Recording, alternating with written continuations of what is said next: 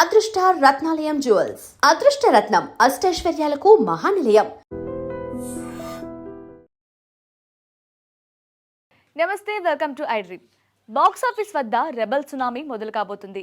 Pan India star Prabhas నుంచి వస్తున్న full length horror comedy entertainer the Raja Saab సంక్రాంతికి బరిలో దిగబోతుంది. వింటేజ్ ప్రభాస్ ను చూడాలని కోట్లాది మంది అభిమానులు ఎదురుచూస్తున్న ఈ సినిమాపై అంచనాలు ఆకాశాన్ని తాకుతున్నాయి. అయితే ఈ భారీ విజువల్ వండర్ కోసం నిర్మాతలు పెట్టిన బడ్జెట్ ఎంత? మన డార్లింగ్ ప్రభాస్ పారితోషికం ఈసారి తగ్గిందన్న వార్తల్లో నిజమెంత?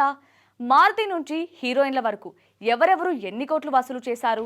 రాజా సాబ్ రెమ్యూనరేషన్ రిపోర్ట్ ఇప్పుడు చూద్దాం. పీపుల్ మీడియా ఫ్యాక్టరీ బ్యానర్ పై టీజీ విశ్వప్రసాద్ అత్యంత ప్రతిష్టాత్మకంగా నిర్మిస్తున్న ఈ చిత్రంపై దాదాపు 450 కోట్ల రూపాయల భారీ బడ్జెట్ వేచించారు. కేవలం గ్రాఫిక్స్ మరియు సెట్స్ కోసమే 100 కోట్లు ఖర్చు చేశారంట. తమన్ సంగీతం, కార్తిక్ పళని సినిమాటోగ్రఫీ ఈ సినిమాకు మెయిన్ పిల్లర్ గా నిలవబోతున్నాయి. ఈ చిత్రంలో బాలీవుడ్ అగ్రనటుడు సంజయ్ దత్ కీలక పాత్ర పోషిస్తుండగా మాలవిక మోహన్, నిధి అగర్వాల్, రిధి కుమార్ వంటి ముగ్గురు భామలు ప్రభాస్ సరసన మెరవబోతున్నారు. ఇక అందరూ ఆసక్తిగా ఎదురుచూస్తున్న ప్రభాస్ పారితోషికం విషయానికి వస్తే సాధారణంగా ప్రభాస్ ఒక్కో సినిమాకి 150 కోట్ల వరకు ఛార్జ్ చేస్తారు.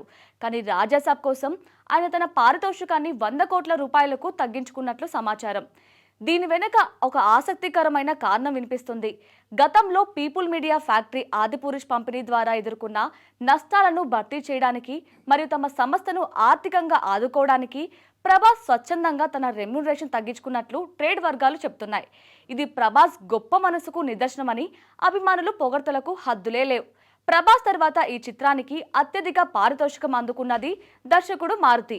ఈ పాన్ ఇండియా ప్రాజెక్ట్ కోసం మారుతికి దాదాపు 18 కోట్ల రూపాయలు దక్కినట్లు సమాచారం.